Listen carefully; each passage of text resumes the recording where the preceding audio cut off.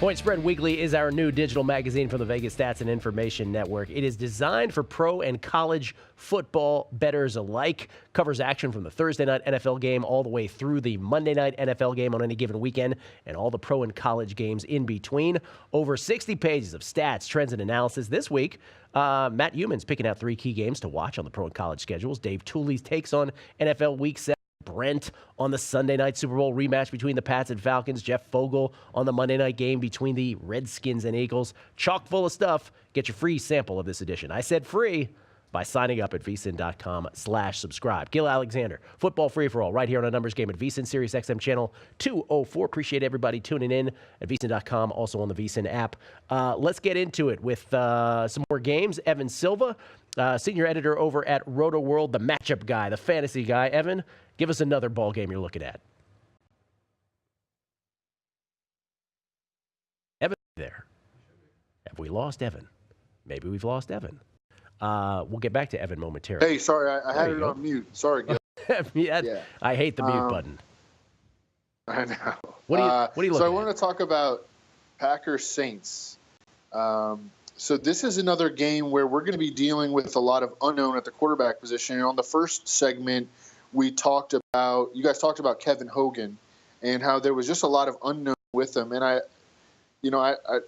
it should be noted regarding Kevin Hogan, and Gil, you mentioned that it seemed like his fundamentals were just off. He suffered a rib injury during the game, played through it, but it's serious enough that he's not even going to be available to be the backup this week. He was demoted to third string, and I don't think that was just due to performance. I think that was in large part due to the rib injury. But anyway, so guys, don't kick yourself too much for losing that. I think that he might have played better if he had been healthy. But Brett Hundley is, kind of an unknown, but in our small sample sizes where we have seen him play, he's been pretty good with, of course, the exception of last week at Minnesota. But I don't think that any NFL backup could be expected to play well at Minnesota coming off cold off the bench like that. And I actually thought that he got better as the game progressed. But this is a guy who we have seen play in the preseason. He's a super athletic guy. He was the second most athletic quarterback in the 2015 draft behind only Marcus Mariota. In preseason games, 10-2 touchdown interception ratio, 2 rushing scores. At UCLA as a 3-year starter, 30 rushing touchdowns. I mean, he is going to add, and Aaron Rodgers is plenty athletic, but Brett Hundley is a new level of athletic. And if they, hopefully they take advantage of that athleticism against this Saints defense, which it's better, it's better than what we've seen historically from Sean Payton defenses. But I still think that it is very vulnerable. I mean, they give up 4.3 yards per carry to opposing running backs. That's bottom 10 in the league. They've allowed the NFL's 5th most yards per pass attempt. They've allowed the NFL's 7th highest completion rate. They've allowed the 5th most passing yards per game. So I still don't think that they're a defense to fear. While improved, not a defense to fear. And the Saints on the other side, their running game really, really clicked last week. That was actually a trade, that Cardinals Saints trade involving Adrian Peterson. It was a trade that worked out for both sides. It was a win for the Saints too. They got back their left tackle, Teron Armstead. He is a true difference maker in the running game. And I think that they will be able to run on this Packers defense. Now, I think from a total standpoint, this one's a little shaky because of the uncertainty involving Brett Hundley and because both of these teams could just end up running the ball a lot. You have a first-time starter on one side, and you have what looks like right now one of the best running games in football. I mean, you look at Football Outsiders' ratings right now for offensive line play. The Saints are number 2 in adjusted line yards. They were top 8 in adjusted line yards last year. I don't think that the Saints get enough credit for how good their offensive line is, especially as a run blocking unit. But Brett Hundley stands out to me as a daily fantasy sleeper this week, and I think that you continue to ride with these RBs for the Saints. And then I think Michael Thomas also has a shot at a big game. But I would like to hear where Warren stands on this game from a total standpoint. Hey, Evan, and Warren, before you do that, that's Evan Silva, senior football editor at Rotoworld. So many good things. Evan always says something that jogs something in my brain. And one of the things you said, will the coaching staff tailor it to Brett Hundley? Why I think, and those who have followed the podcast for years know, why I think Joe Gibbs is the greatest coach of all time is because he had the ability and the humility to tailor X's and O's to the personnel he had at any given time against the personnel he was facing. That is a distinguishing characteristic that most NFL coaches don't have the arrogance or the skill level to actually accomplish, to actually make it their MO. And we will find out more about Mike McCarthy perhaps this week than we ever have before. And Warren, you and I have talked about this before. Handicapping, oftentimes, it's so much more of not what they should do, but what they're going to do. How do you approach this with Mike McCarthy and a new quarterback now? Yeah, this is the big deal, right? Because Cracks can probably get on in a second and talk about the worth of Aaron Rodgers, because this game was going to be lined Green Bay -6.5. Prior to this losing Aaron Rodgers. And now it's completely flipped. And now currently, the current line is the Saints -4.5. It obviously got a little bit higher than that, has been bet down to 4.5. So that's a massive line move. And Aaron Rodgers truly is worthy of a big move. But the issue is exactly what you guys said. You got a new guy in there now. Okay, so adjust for the quarterback. But what is this team going to do? Not just who is the guy, but what's he going to do? What's he going to be asked to do? And here's a great quote. Hopefully it will answer some of the questions, but I don't really know ultimately what ends up happening. The quote is from Mike McCarthy. He said, quote, Hundley clearly won't carry the responsibility into this game that Aaron Rodgers carries. I'd be an idiot if I asked him to. So that's what Mike McCarthy said at his press conference yesterday.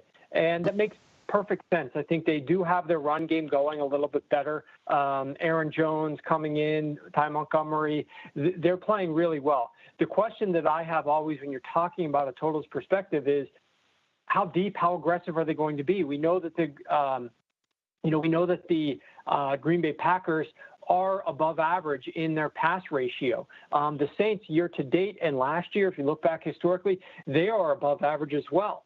But if you factor in what they did last week, which was like 60% run on early downs at the beginning of that game against the defense of the Detroit Lions, who was without Haloti Ngata in the middle, and they could run. They were kind of overrated in terms of what their run defense actually was ranked at 5th best, but they were played the 30th ranked schedule. I always do a lot of strength of schedule analytics to get some context to some of these stats. They were not a great run defense. The Green Bay Packers, their run defense is a little bit improved, but if you take a look at who they've gone up against, they did go up against the Chicago Bears, which has a decent run defense, and they held them to only 14 points. But they got run on a little bit by the Dallas Cowboys. And then you look at the game against the Vikings last week. That was a difficult game, of course, because you have the quarterback change. He took no reps. With the CBA, these guys can't take any reps at all during the week. Those are reserved for the number one quarterback.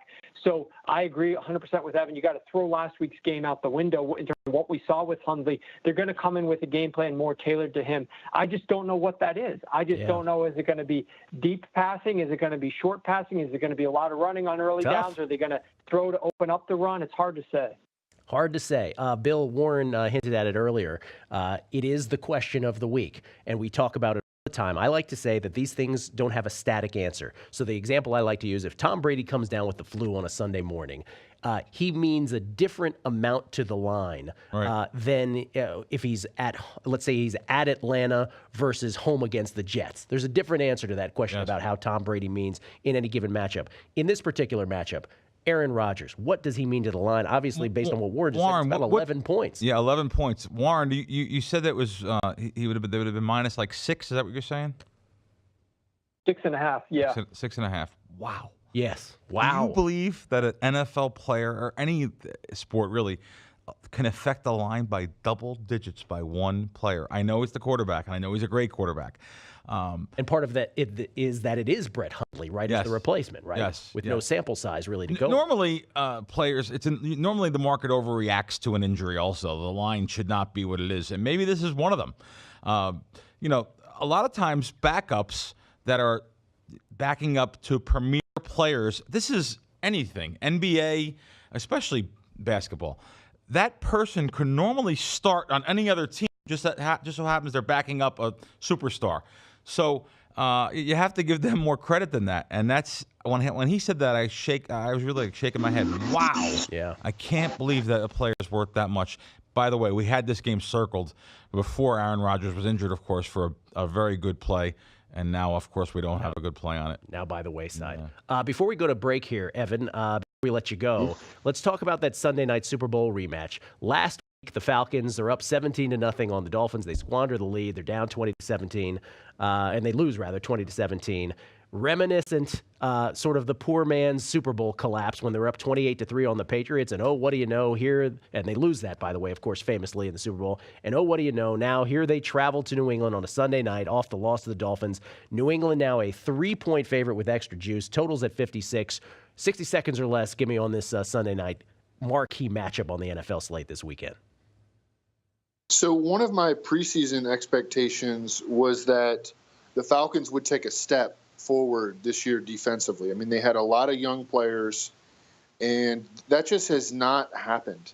I mean, they are 22nd in defensive DVOA at Football Outsiders against the pass, and they are 28th against the run. I mean, the reason that they got upset last week was Jay Ajayi. Jay Ajayi turned in his best game of the year at Atlanta, and the Falcons, or the Dolphins, controlled that game with Jay Ajayi. They wound up winning the time of possession battle by like 11 minutes. Now, I do not think that the Patriots are going to approach this game like the Dolphins did, but I do think that Tom Brady can have a lot of success here. The Falcons are 28th in adjusted sack rate at Football Outsiders, and they have the 7th fewest sacks in the NFL. One thing that Warren, I know, talks about a lot is how the Falcons are so attackable with running backs in the passing game. And the Patriots certainly can do that. I mean, James White arguably was just as deserving of Super Bowl MVP as Tom Brady last February. And with the elevation of Dion Lewis into, I mean, if you look at his snaps, they've creeped up every single week. And his touches have creeped up every single week over the past 3 weeks. And he can play in the passing game. And, of course, the Patriots still have James White. And Mike Gillislee, he's the banger. He doesn't have a single passing game target on the season. His usage has gone downward. So with this more versatile backfield, I think that the Patriots will be able to exploit a lot of the weaknesses that the Falcons have. And, I mean, Gronk is a beast, obviously. And then on the other side, this should be a get-right spot for the Falcons. Now, I expected last week to be a get-right spot for them. So, we're kind of reaching here a little bit. But I don't think it's an actual reach. I mean, the Patriots are 30th in pass defense DVOA. They've given up 300-plus passing yards in 6 of 6 games. They got smashed by Alex Smith, Drew Brees, Deshaun Watson. They woke up Cam Newton after he was struggling. Jameis Winston had a ton of passing yards against them. And then Josh McCown carved them up last week. And so this should be a major get-right spot, I think, for Matt Ryan. And you hear this week Julio Jones. So Julio Jones has been maddeningly underutilized. I mean, people in the fantasy community are like losing their minds about how unproductive. He has 0 touchdowns through 5 games. And Dan Quinn, the Falcons head coach, like publicly called out their new OC, Steve Sarkisian, essentially, and said, we need to get the ball to Julio Jones more. And the Patriots have gotten crushed by opposing receivers, by opposing passing games. And so I think that this is a game where the Falcons try to really force it to Julio Jones. They should be able to win these battles. Matt Ryan should have a lot of time in the pocket. The Patriots cannot bring any pressure. They're so bad in the defensive front seven that it has actually made their secondary look bad. Okay. And so I think that they can get Julio cooking here. Should be a great one. And I'll go real briefly to Warren as we go to break here. Warren, I'm glad Evan brought it up. You've said so many prescient things through the years. Obviously, one of your more famous ones, as Evan brought up, is the fact that you knew that Patriots game plan against the Falcons was going to be exploit the Falcons' coverage of running backs in the passing game. Any reason to think otherwise in this game, that the Patriots won't utilize or won't use James White and Dion Lewis to the hilt in this one? No, I don't think so. But real quick, I mean, the Atlanta Falcons defense is bad. Evan mentioned, I mean, they're terrible, and they haven't played anybody. Look at the offenses and the quarterbacks that they've played. I mean, most of these teams are not very good. Don't have very good offenses at all. The Packers are the only one that was close, and they were playing in Atlanta when they opened the stadium for the first night, and some of the Packers receivers got injured in that game. So keep in mind, this is going to be a big shock to their system. And then one last thing to add real quick before you go to break. Dan Quinn coming out and, as Evan said, and suggesting that their game plan needs to be to get the ball to Julio Jones more. That is the most retarded thing. That is the dumbest thing to suggest publicly ahead of a game with Bill Belichick. Just telling them their game plan. You can chastise Sarkisian privately and tell him that this is what you're going to do, but don't come out publicly and say, hey, by the way, we're playing the Patriots, and guess what? We're going to throw the ball a lot to Julio Jones because we're not happy about how much we've been targeting him. That's just foolish, in my opinion. All right. Evan Silva from Rotoworld. Evan, always appreciate it, man. Thanks for joining us. Always appreciate it each and every Thursday. Coming back with Warren Sharp from Sharp Football Analysis, Sharp Football Stats, and Bill Krackomberger. Final two questions. The big favorite, most likely to lose outright in their opinion. The game they want no part of from a side perspective as we close out football free-for-all. Thank you, Evan. Coming back on A Numbers Game.